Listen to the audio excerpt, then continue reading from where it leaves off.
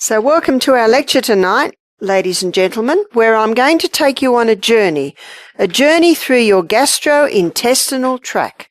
I'm going to have a look at the amazing process that takes the food that is on your plate into microscopic little particles, where it then goes into the blood. And tomorrow, when we look at the liver, we're going to have a look at what happens when it gets into the blood. But tonight, we're going to have a look at the process of what happens to our food. Now, the first organ is the mouth. We don't often think of the mouth of an organ, but this is where digestion begins, and a lot of people don't realize that digestion begins in the mouth. Now, the mouth is the only part of the whole of the gastrointestinal tract that we have say over. We have say over when it goes in. We have say over how it goes in. We have say over how long it stays in the mouth. And we have say over the environment surrounding the food going in. But we also have say over, I think I said, what goes in. So this is the only part of the body we have say over. And notice that there are white, hard things in our mouth called teeth. Did you know that there's teeth nowhere else? And that's why it's very, very important to chew, chew, chew. And in this fast society, a lot of people don't chew enough. Now, my husband does everything fast, drives fast, everything happens fast, and he eats fast, too fast. And sometimes when he finishes, he says, I won. I said, no, you didn't. You lost. You slow down, slow down. Very important to chew, chew, chew. Very important for parents to keep an eye on their children to make sure they don't chew very fast. Now, if the rule at the home is, if the children leave the table, they can't have anything else to eat, you'll find they'll slow down. And also, if they can't leave the table till everyone's finished, they'll also slow down. And they get used to it.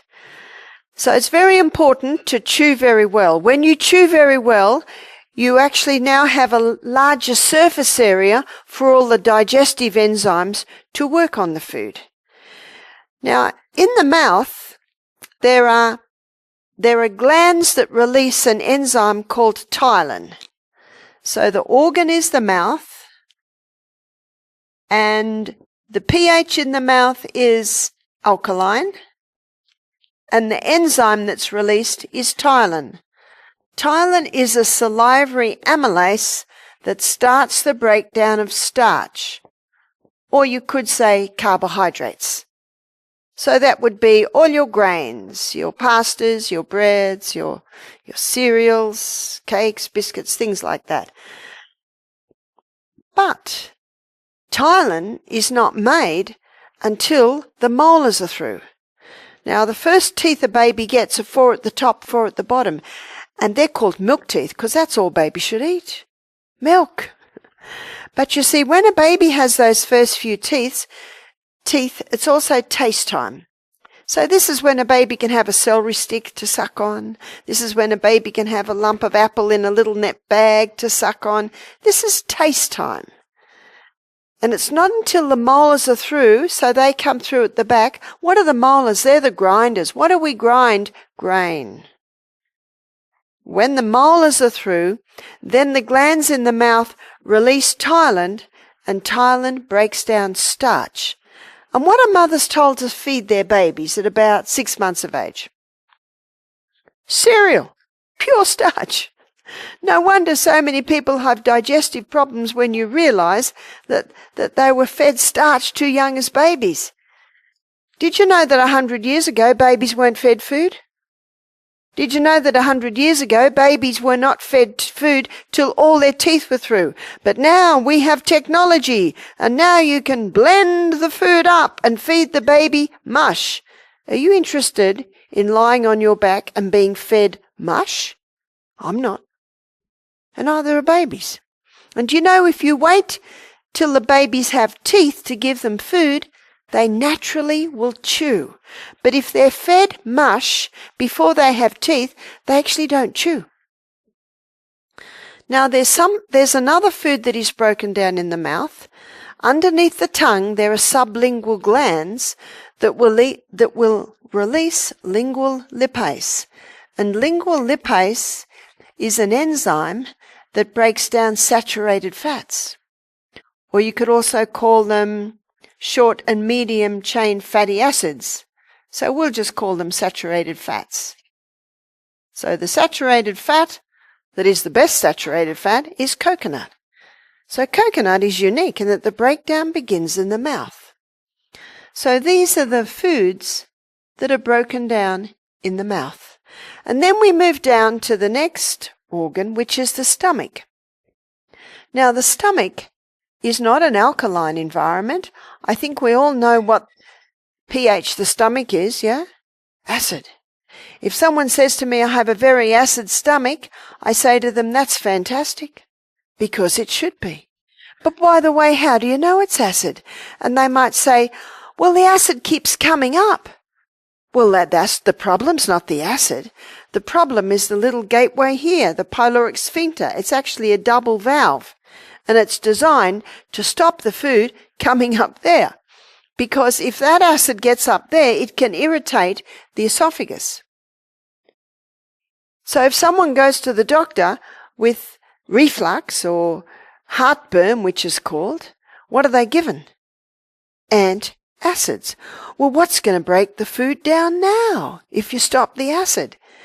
To stop the acid is like shooting all the horses because they keep getting out of the gateway. Just shut the gate. Yeah? Just shut the gate. How do you shut the gate?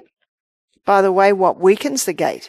What weakens the gate is when people have their largest meal at the end of the day.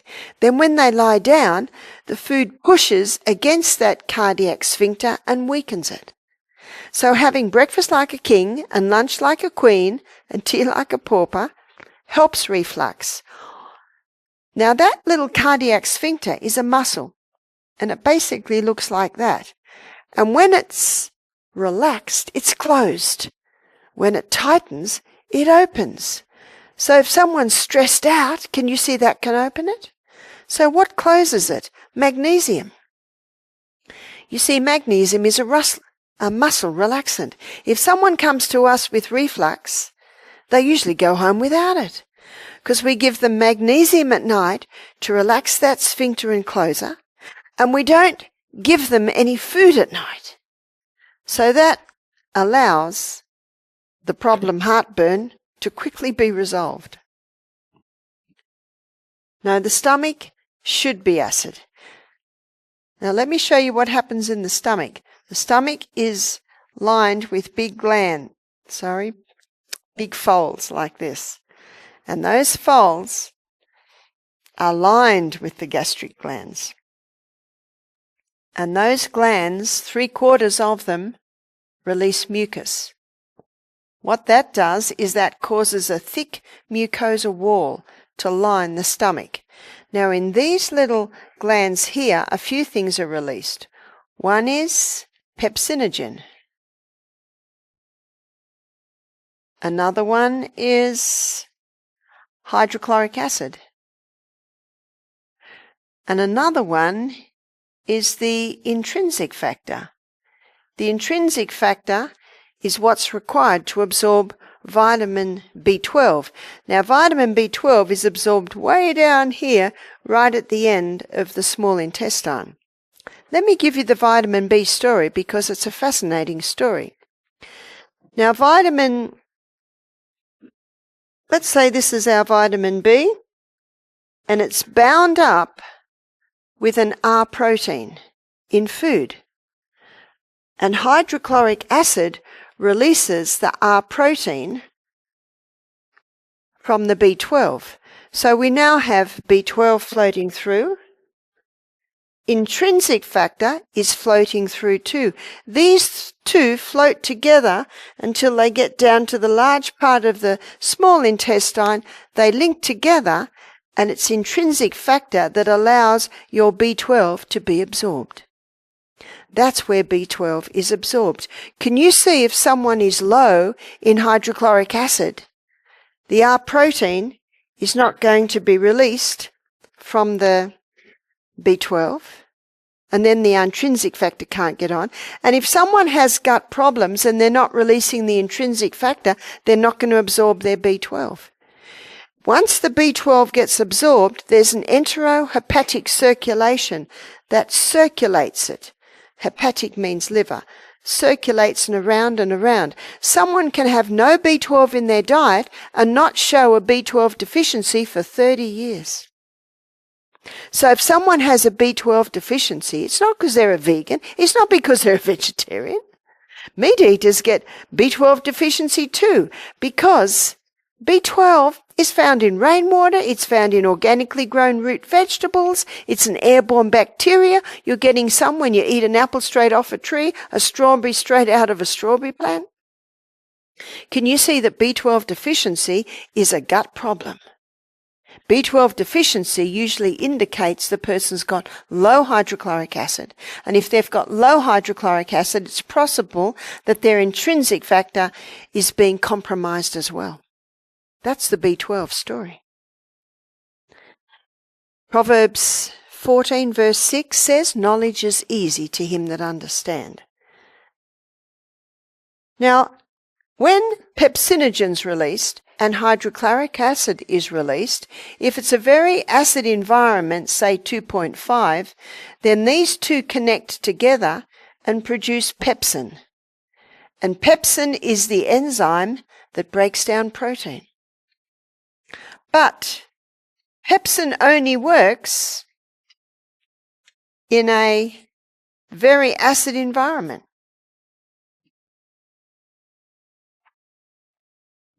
So let's have a look at this. If hydrochloric acid levels are low, if the person's drinking a lot with their meals, maybe they're eating every couple of hours, maybe they're highly stressed, can you see that depletes hydrochloric acid production? And the water can bring that pH up to about 4. And so the connection of pepsinogen and hydrochloric acid doesn't happen to produce pepsin. And if a bit of pepsin is produced, it will not work in a 4 acid environment. It'll only work in a 2.5 environment. Can you see all the reasons why people can have gastric problems?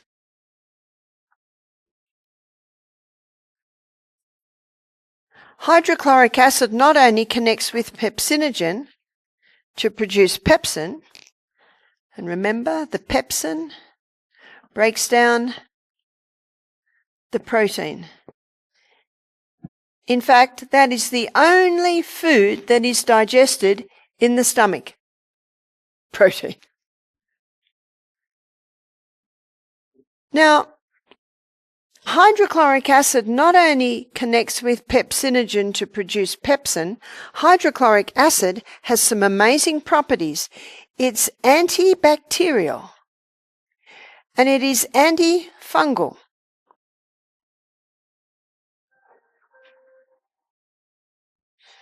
In my book, Self-Heal by Design, it is in the bookshelf, or in the bookshop, I have a chapter called The Stomach's Secret Weapon, and I call it hydrochloric acid.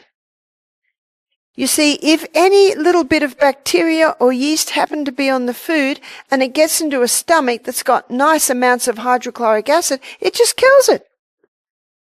And if someone's got nice amounts of hydrochloric acid and they're eating a plant-based diet and they're digesting well, there's still hydrochloric acid left over from digestion. Some of that hydrochloric acid can get into the blood and kill fungus in the blood. That's exciting, isn't it? No wonder I've devoted a whole chapter to it in my book. It's our secret weapon, hydrochloric acid. If one drop gets on your skin, it'll burn a hole in your skin. It's strong. But can you see if someone's dehydrated? They're lacking that thick mucosa wall that lines the stomach. If someone's dehydrated, then their liver cannot make enough hydrochloric acid to digest the food. So many problems can come in. Let's move down now through the pyloric sphincter. There's the pyloric sphincter, the little valve at the end of the stomach, to the duodenum. And there's quite a few things happening in the duodenum.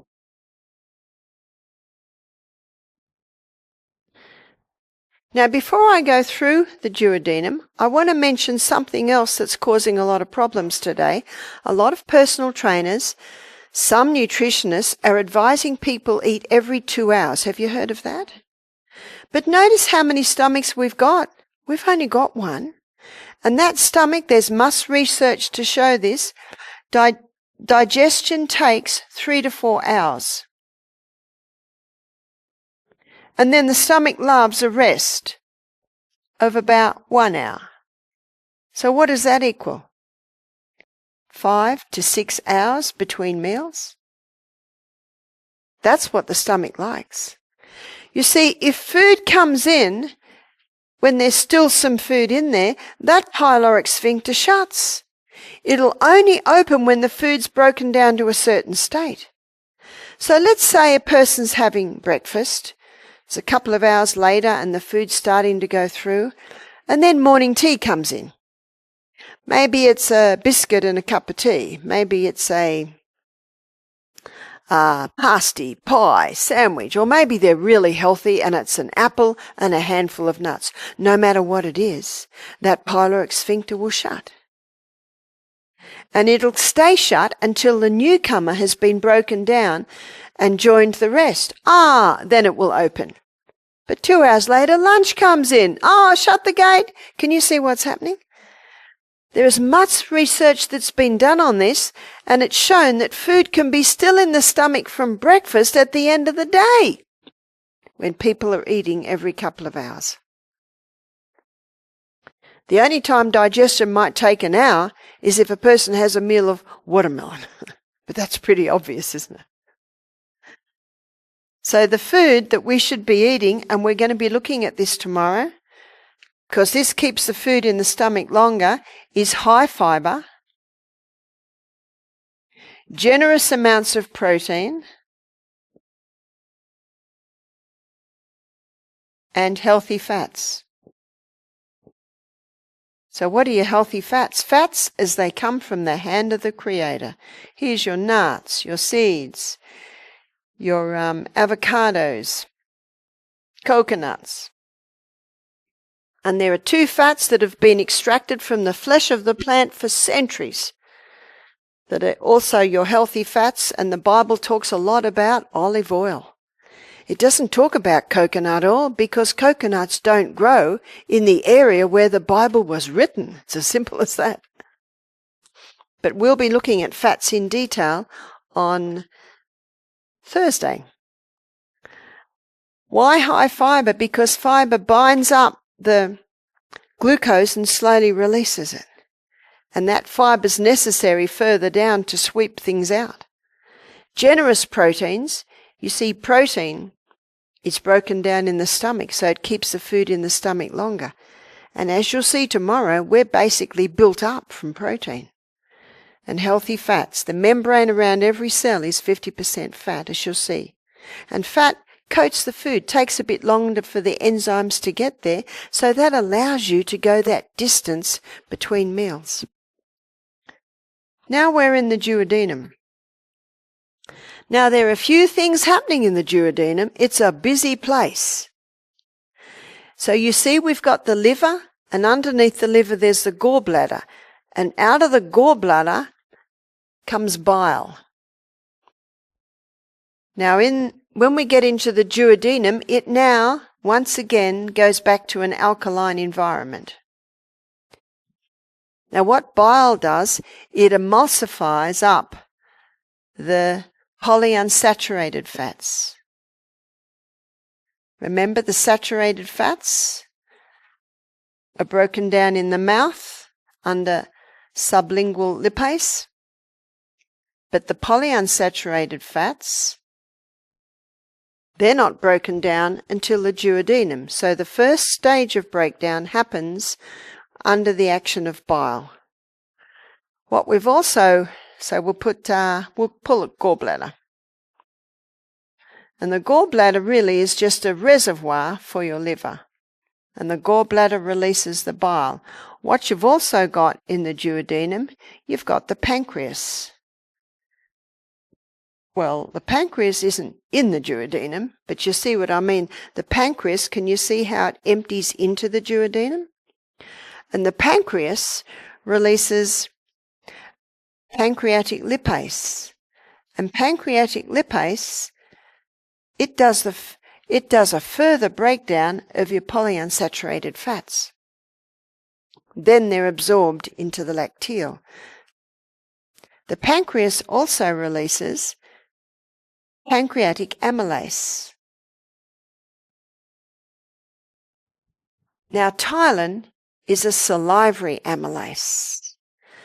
And remember that amylase, salivary amylase, ptyalin, starts the starch breakdown. In the acid environment, the starch breakdown's put on hold. It's just been begun in the mouth.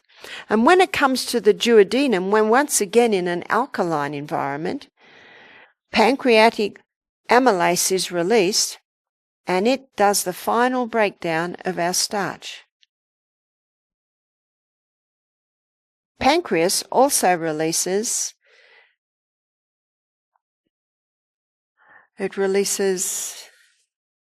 trypsin.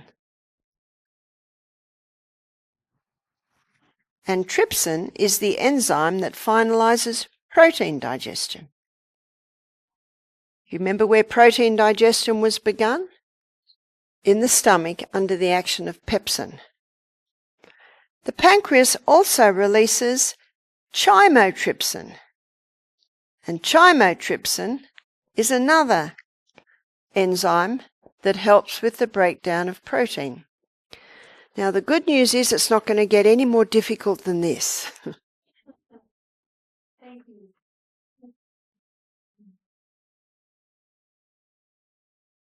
Okay, students, what organ is the main organ of digestion then?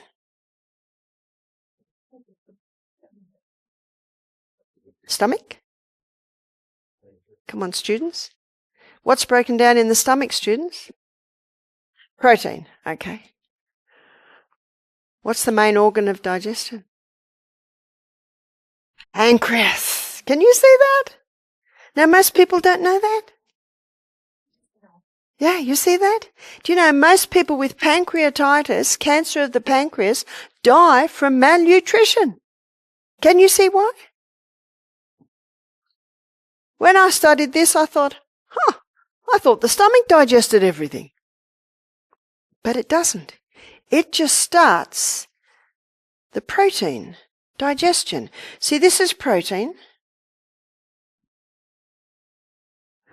And in the stomach, under the action of pepsin, the protein's broken down to peptides and polypeptides.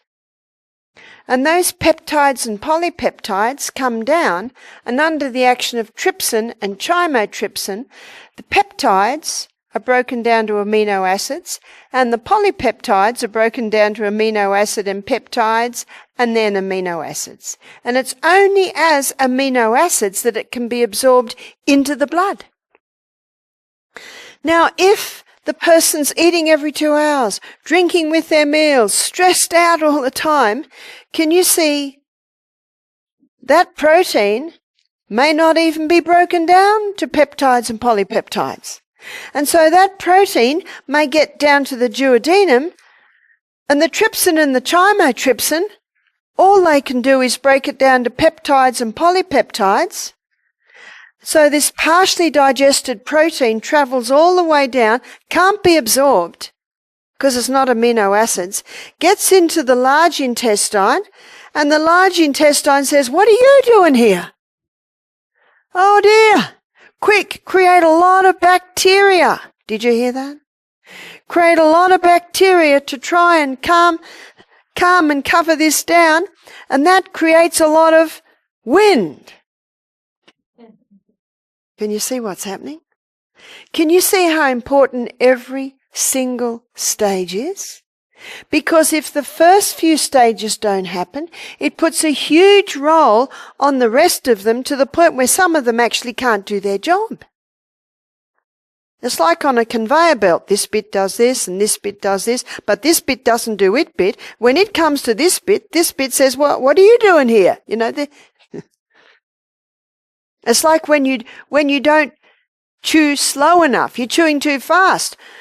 The brain, when you chew well, the brain says, oh, a little bit of fat. Pancreas and liver, get ready, there's a bit of fat coming. Oh, we've got a bit. Can you see the messages are sent down? But when someone's eating really fast, the organs are saying, what's coming? And the brain says, I don't know, they're eating too fast, I don't know what's going on. Remember what I said? In the mouth, we have what goes in, when it goes in, how long it stays in the mouth, the environment surrounding it. So the mouth's very important. No wonder, in a book called, I think, Counsel on Diet Food, the author says, cast off care and anxious thought when you sit to dine. The table should be a relaxed time, because if you're stressed out, it'll immediately block your release of hydrochloric acid.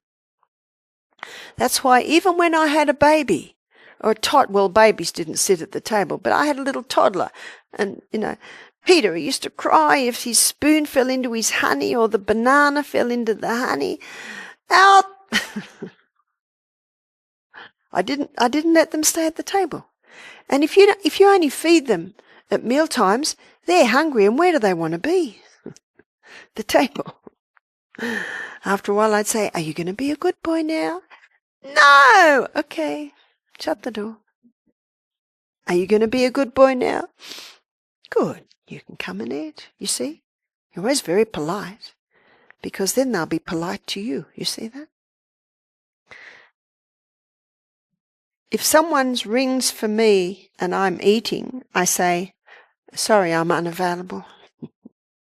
It's a very important time of the day, unless it's a crisis. That's why we should eat breakfast like a king, lunch like a queen, tea like a pauper. A man came to me when I was at another health retreat recently, and he said, he was working in the kitchen, he said, it's wrong what you're giving the people. I said, what do you mean? He said, you should eat your fruit and then an hour later have the rest of your food. I said, but some of the fruit would still be in the stomach. That doesn't make any sense to me. That man needs to have a look at an anatomy and physiology book. We need to have all our food and then give it a break. You see that? And that's also why we should stop drinking water half an hour before the meal, and then resume water about an hour and a half after the meal. Because after an hour and a half, the digestive enzyme pepsin has already started its breakdown of protein. Can you see that? Now, students, we're coming to the grand finale. The grand finale of digestion. Most of your food is absorbed before it gets halfway down the small intestine. So let me draw the villi that line the small intestine. And up in the middle of the villi is a lacteal, and that lacteal is part of the lymphatic system. And all through the villi are capillary networks. There's your blood. Anything that goes into our gastrointestinal tract is not part of us until it gets into the blood. You see that? That's why this is such an important process. So, lining, as I showed you this morning, the gastrointestinal tract, is a thick turf wall. And that thick turf wall is made out of Lactobacillus acidophilus, bifidobacterium. Did you know that they're the two permanent bacteria? And all the other millions and millions that are in our gut are made from those two. And these microbes are responsible for the final touches, the final breakdown. Do you know that they are the ones that release the B vitamins from the food? That's why when you eat sauerkraut, miso, cultured foods, you're getting B vitamins, because the culturing process is similar to the Lactobacillus acidophilus and yeast combination that's in our gut. Also, they are responsible for the absorption through that thick turf wall and into the blood. These microbes are your border protection. They protect the blood from any harmful pathogens that might be in the gut. There's a term often thrown around called leaky gut. Have you heard of it? It's actually a breakdown of your thick turf wall. These microbes nourish the cells that line the gut. Now, do you remember what I told you this morning? That these cells are remade every 3 to 5 days. They're made down here. Dr. Natasha Campbell-McBride wrote a book called Gut and Psychology, and she does a good job at explaining this. She said the cells are made down here, there's the nursery, then they travel up, and every 3 to 5 days, away they go. So can you see, with the grand finale of digestion, we need to look at what would disrupt the grand finale of digestion. And what would disrupt the grand finale is antibiotics. Antibiotics kill, but they kill the good and the bad. Statin drugs, and tomorrow I'll show you that there is no need for statin drugs. And since people have been taking statin drugs, cholesterol-lowering medication, heart disease has not dropped. Contraceptive pill, cortisone, all of these drugs. And also, I was reading about Nurofen. A lot of people take Nurofen for a headache. That can also break it down. Now, when that breakdown's happening, you've now lost your final breakdown of your foods. You've now compromised the absorption. You have now lost your border protection, and those cells have lost their nourishment. Can you see the problems that can arise? One of the problems today is that the antibiotics that women are being given in pregnancy means that their gut flora is compromised, and when their baby is born, their baby gets a compromised gut flora.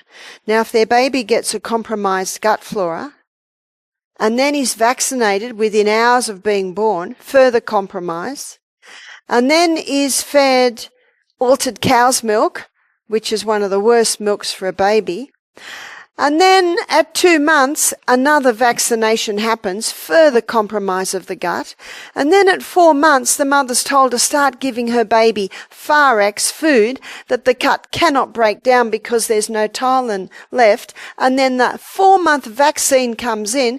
Do you know, that's often when the baby goes down, at the 4-month vaccine. But can you see all the little threads that cause their final tip? My daughter's got a little 14-month-old baby. She said that her girlfriend's 6-month baby just had the 3rd vaccine, and the baby no longer smiles. You don't know how often that happens. And yet that doesn't reach the newspaper, does it? I want to show you something else. So now we've got this compromised gut flora, and these cells here are very happy cells because they've got gut flora to nourish them. This cell here is a very unhappy cell. No gut flora. And say the person's having wheat. The wheat today, the hybridized wheat, breaks down to glutamorphine. What's morphine? It's an opiate derivative. And the milk today, with its pasteurization and homogenization, changing the structure of it, it breaks down to caseomorphine.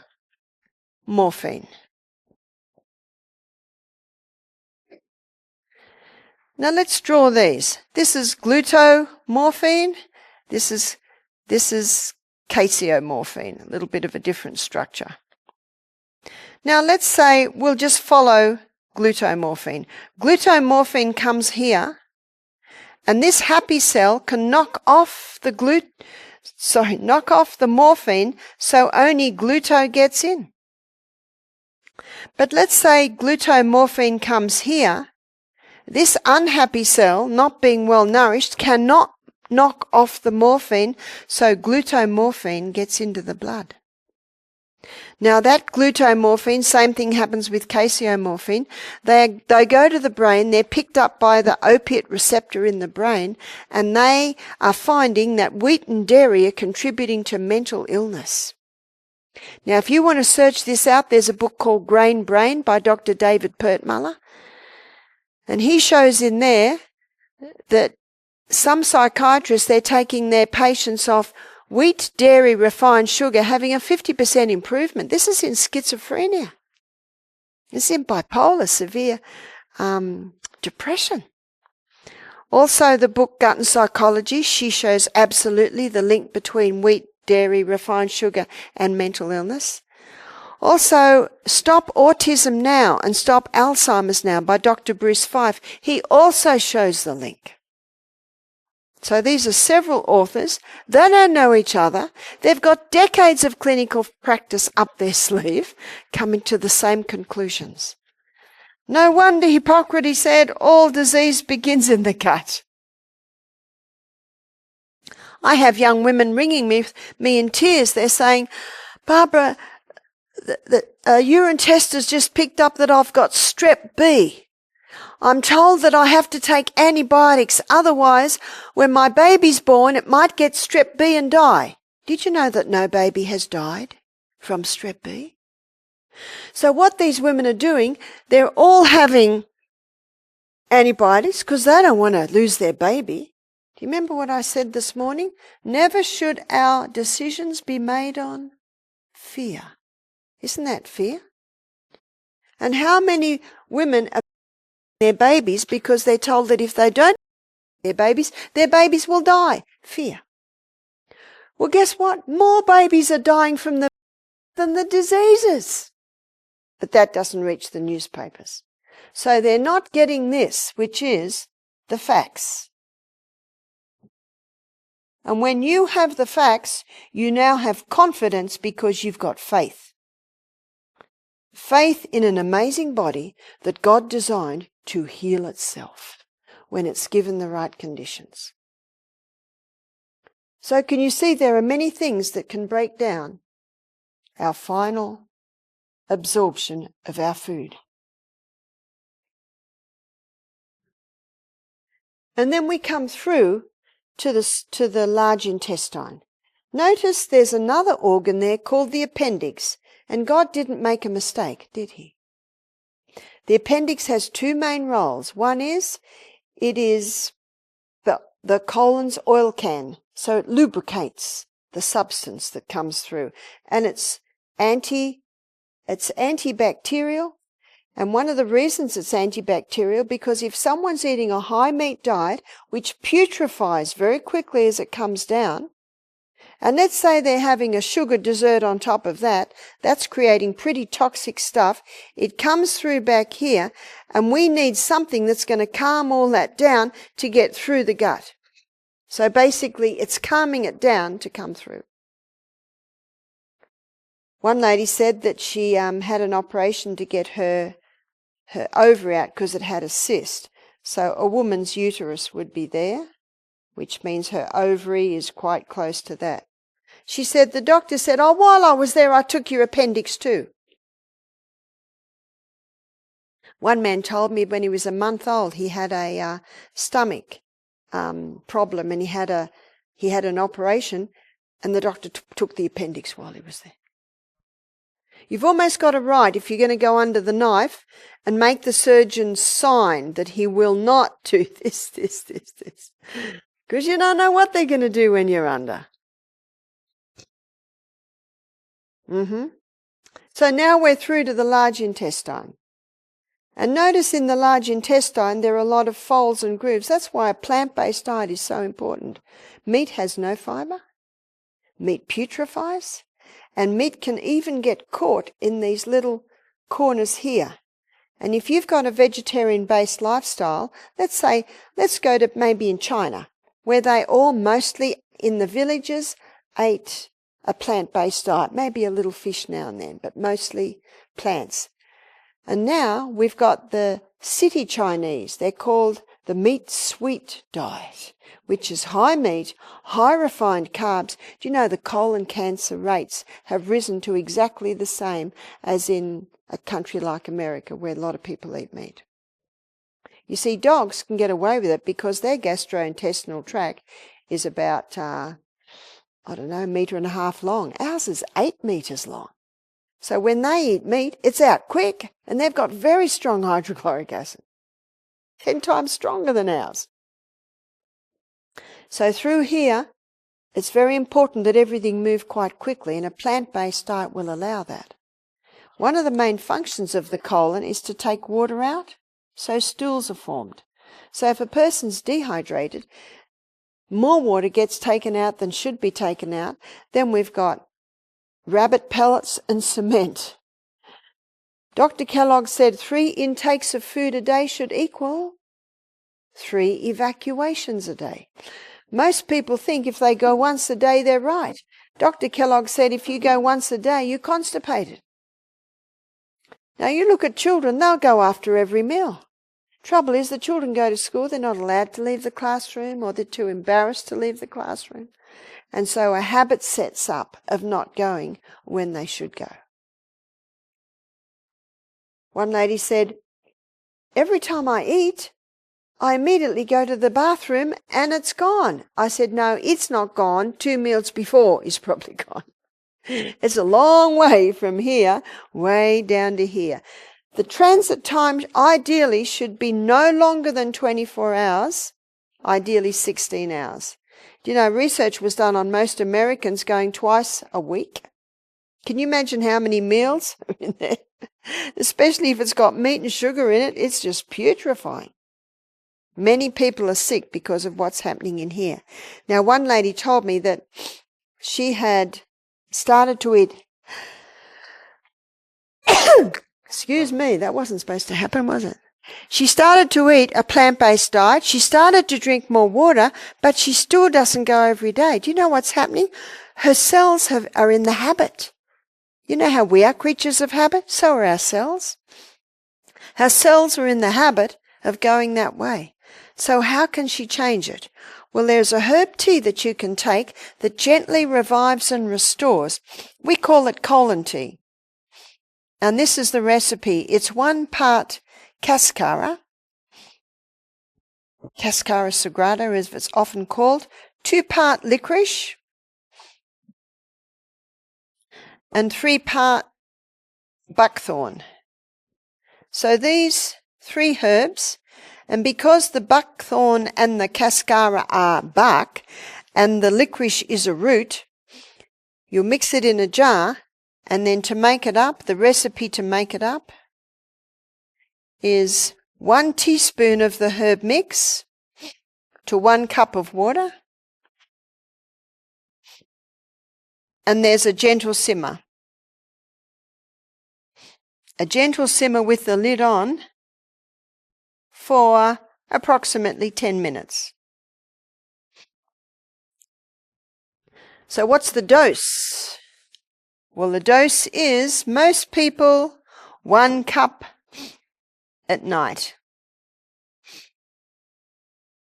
Now, if you go too much, that's too much for you. If you don't go, then by the middle of the day, have another cup.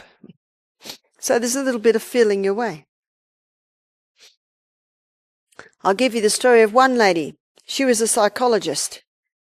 When she came to our health retreat, she was going once a week with help. I said, we'll get you moving. She had 3 cups of this a day, 1 in the morning, 1 in the middle of the day, and 1 at night. And that got her going twice a day. We also put a castor oil compress on her abdomen. On Wednesday night, we'll be looking at poultices. That penetrates deep and can break up the congestion in there. We have a treatment called colonic irrigations. You might have heard that, which is warm water going in and out of the colon. So by Wednesday, she was going a couple of times a day. She was feeling very good. Her eyes were clearer. The whites of her eyes became white. Her skin, her complexion, the grey went out of it. She said to me at the end of the week, she said, I feel so good. My mind is so clear. Remember, she's a psychologist. She said, maybe this is the problem with most of my patients. And do the psychologist ever ask you anything about that area? No, the colon must move, and it must move every day. So what happens if it moves too much? I'll give you the story of a lady that came to this meeting that I gave in New Zealand on a Tuesday night. She said, I have irritable bowel syndrome. She said, I've been on medication for 30 years. She said, what you've told me tonight, I have never heard. You see, what I advise with irritable bowel, number 1, probiotic. What does the probiotic do? It actually restores that gut flora. Number 2, stop. The 3 main irritants to a compromised gut is refined sugar, the hybridized wheat, which I'll be talking about later in the week, and dairy. Cow's milk is excellent milk for baby calves. Got that? People say to me, what milk do you drink? I say, I'm weaned. I eat food. Milk is for babies. And the third point with Crohn's disease, colitis, irritable bowel is slippery elm. Slippery elm is the powdered bark of the slippery elm tree, and it has the ability to coat, soothe, and heal the lining of the gut. In fact, it contains a growth stimulant, which can stimulate rapid healing. Or the other herb that is similar is aloe vera. It also coats, soothes, and heals the lining of the gut. So what this lady did, she went home on the Tuesday night. The next morning she took a probiotic. She immediately eliminated those foods from her diet. She started to take slippery elm before every meal and before bed, 4 times a day. This was Tuesday night. She came to see me Thursday night. So that's that's 48 hours later. She said, I cannot believe it. She said, I'm not going 8 times a day, I'm only going 4. And she said, I have no more cramping and I'm not bleeding from the bowel anymore. She was still having all of those symptoms even on the medication. What I have found is it gets to the point where the medication doesn't do anything anymore, and so now parts of the colon has to be chopped out. Not a happy future, is it? You see, the gut heals quickly. That's 2 days now. She's not healed, but she's getting there. Is that right? That's why you're the doctor. Your body will tell you what no one else can tell you. Implement it, see what happens. What happens if the person still goes 10 times a day to the toilet? Have slippery elm every half hour. Can you see that? You just keep adjusting it until you get the dose that works. 30 years. And in 2 days, she's getting results. She said, no one ever told me that wheat, dairy, and refined sugar irritate my gut. She said, that's what I have every meal. I just went to India, and in India I was teaching them to stop the wheat, dairy, refined sugar. A man came to me later, he said, you don't understand, Barbara, you've just stopped all their food. That's all they eat. So I had to reassess. They were Hindu, they're vegetarian, but they all have a cow, and they believe that that milk's very good for them. So how can I tell them to stop wheat, dairy, and refined sugar? So I had to reassess. So then I discovered that they grow a sorghum, they call it great millet, and they can make their rotis out of that. You know, their rotis, their flatbreads. And then I discovered that in the area where they were, they can get mustard seed oil. So I can't tell them to get olive oil. They can't even get olive oil. Can you see you have to adjust depending on where you are? But they can get coconut milk and coconut cream. So I had to bring in I had to do some adjustments that these people can and will do. There's no use bringing in a program that the people can't do and don't know how to do. So you have to adjust to make it fit. As I showed you this morning, and I'll recap because it's an important point, sitting on the throne. Here's the throne. The person sits on a throne. And this little muscle, it's a muscle, it's called puborectalis. And this muscle is designed to prevent incontinence. Oh, how we like that. But when you sit on the throne, that muscle remains taut. Things can still get through, we know that. But when a person takes the squatting position, and Bed Bath and Beyond sell something called squatty potty. So now they're in the squatting position with the knees up. The puborectalis relaxes. And when puborectalis relaxes, that allows the colon to open. And when the colon opens, the contents come out with ease. Good news for people that have hemorrhoids. Good news for people that don't, because it will prevent hemorrhoids. If you don't have the money to buy squatty potty, you can go to a $2 shop and get a plastic stool and put that in front. Now I'd like to go back to the stomach for a moment. How can you increase hydrochloric acid? I have never met anyone with too much acid. Most people don't have enough hydrochloric acid. And I went over the many reasons why this might be so. So number one, 1/3 of a cup of very hot water with lemon juice just before the meal. Just a little bit, very hot with lemon. That hot water will wake up your gastric glands, and the lemon will add the acid. Number two is 1/4 teaspoon of cayenne pepper. Now, cayenne pepper is not an irritant, it's a stimulant. And the part of our body that it stimulates is not the nervous system. Caffeine's a nervous system stimulant. Alcohol's a nervous system stimulant. Nicotine's a nervous system stimulant. Cayenne is a blood stimulant. And anything that stimulates blood stimulates healing. So 1/4 teaspoon of cayenne pepper in about 1/3 of a cup of water. Just before the meal. When it hits the stomach, it wakes up and revives the gastric glands. Or there is a tea mix that you can make. And this tea mix, we call it digestive tea. We affectionately call it dig tea.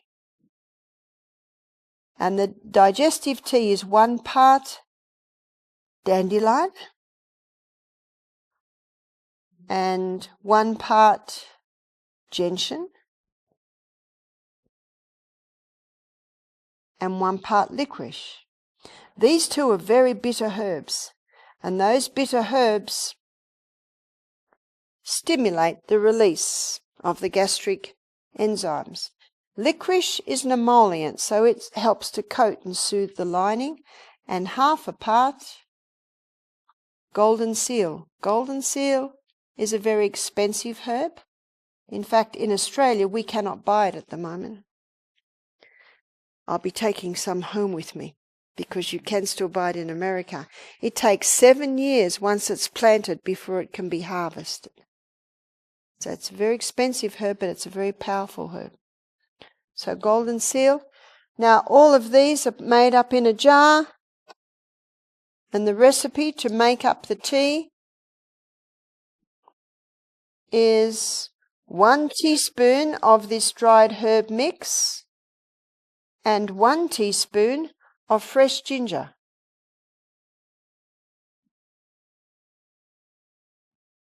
And that's to 2 cups of water. And then it's a gentle simmer for 10 minutes. Whenever you've got roots and barks, you've got to simmer it. So 1 teaspoon of herb. Sorry, that's right, 1 teaspoon of herb. 1 teaspoon of this herb mix. You see, dandelion is a root, licorice is a root, golden seal is a root, and the gentian is a root too, actually. They're all roots. So they all need to be boiled. So what's the dose? How do you take it? The dose is 1/3 of a cup of that tea hot, just before you eat. So you drink your hot tea, walk to the table, say your prayer, and then start eating it. That hot bitter tea in the mouth triggers the brain to release more digestive enzymes. That hot tea, when it hits that empty stomach, causes a release of more digestive enzymes. I had a lady say to me, I've been on digestive enzymes for years. I've been on this digestive tea a few weeks, and it's done more than all my years of digestive enzymes. Because can you see what these herbs are doing? They're just stimulating your body to make more of what it itself makes. And that makes sense, doesn't it, to work with the body? So the gastrointestinal tract is a very important part of the body, because the proper breakdown of our food and the proper absorption of our food affects the functioning of every single organ in the body. It affects the way our pancreas works, affects the way our liver works, our brain works, the strength of our bones, every single part of the body. And so ends our journey. Tomorrow, in my first lecture on the liver, I'm going to show you what happens once the food, broken down to tiny particles, gets into the blood. So I trust you have a good night's sleep tonight after our journey of the gastrointestinal tract.